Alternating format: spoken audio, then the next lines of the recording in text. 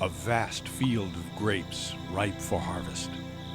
A scene found often in the French wine country or California's Napa Valley. But this is not those faraway places. It's right here in our state, less than an hour from Winston-Salem, in the heart of the Yadkin Valley. It's not an area that you usually think of as a wine growing region, but that's changing. The state has a lot of good areas for different types of wine, but this area is particularly good for the vinifera type grapes, the Chardonnay, Merlots, Cabernets, and it's just an area that they do very well in. So well, in fact, that Shelton Vineyards is only one of 14 wineries in the Yadkin Valley. It grew from an idea of about 50-acre vineyard to a 200-acre vineyard, and we like to refer to it as a hobby that got out of control. Over the last few years, Shelton Vineyards has grown to become the largest estate winery in North Carolina. First and foremost, a vineyard is really a farm that grows premium fruit to turn into premium wine. The picking of that fruit starts early in the morning at Shelton Vineyards.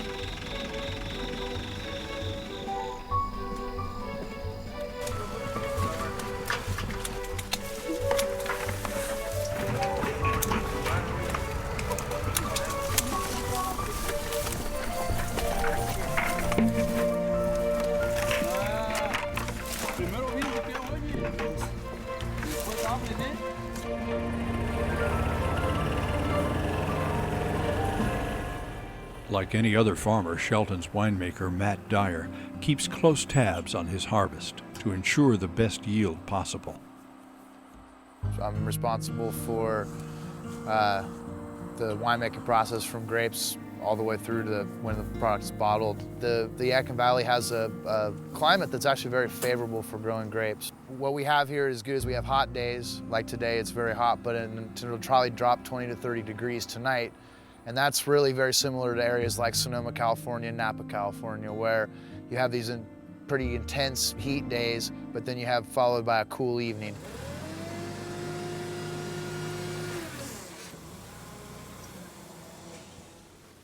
As that intense heat of the harvest season builds, noise and activity starts around the hopper and crusher, where this year's crop starts its journey to the bottle.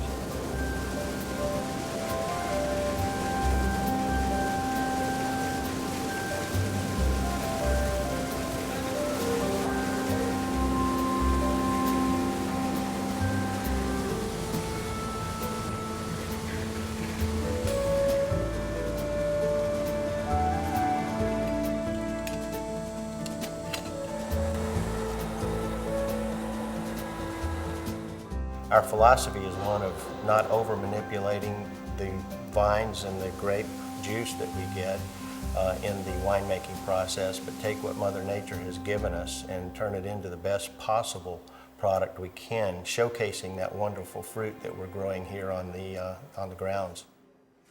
The best place to see and taste the outcome of that philosophy is in the tasting room.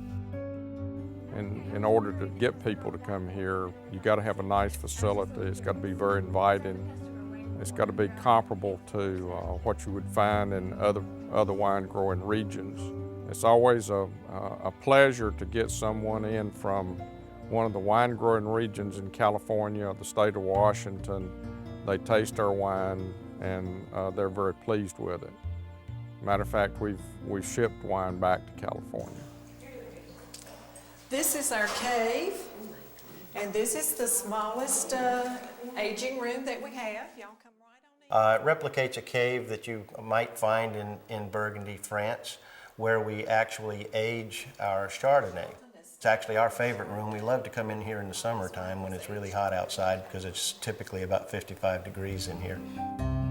But it is out in the hot North Carolina fields that the Shelton brothers can see from their homes where the greater importance of this endeavor can be appreciated.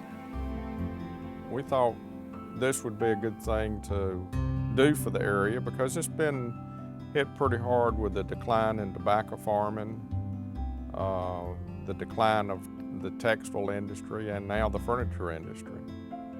Truly what we're doing is for the future not for the present. Ed and I will not receive any benefits out of this in our lifetime. We see this as something to really change the direction of farming in this particular area down the road, and that would make me feel good to look back someday and say we had a part in changing that. The Yadkin Valley isn't the only part of North Carolina to experience an explosion in winemaking. In 1985, only one winery existed among the tobacco farms. By 1995, however, that number had increased to 10. In the last 10 years, the number of wineries has swollen to 45. Wineries have been opening so rapidly across our state that a new one might be right around the corner just waiting for you to discover.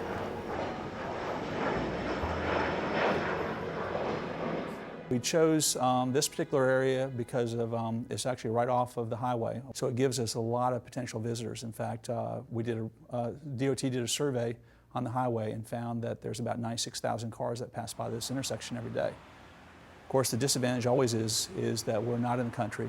A lot of the vineyards that we're using at this point in time are at least 3 hours away from here. But essentially what we do now is we bring them down in refrigerated trucks, so they come down about 34 degrees, so they come in perfect.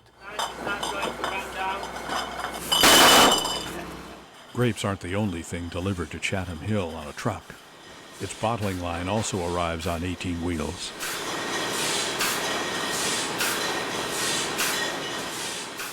As we've been increasing the volume of wine we've been making, we've been finding our small little bottling line just isn't enough. And so we've been bringing in a bottling line from Virginia. It's a lot of fun. We get actually a lot of visitors that come down and actually like to watch the bottling line. I think it's a pretty neat thing.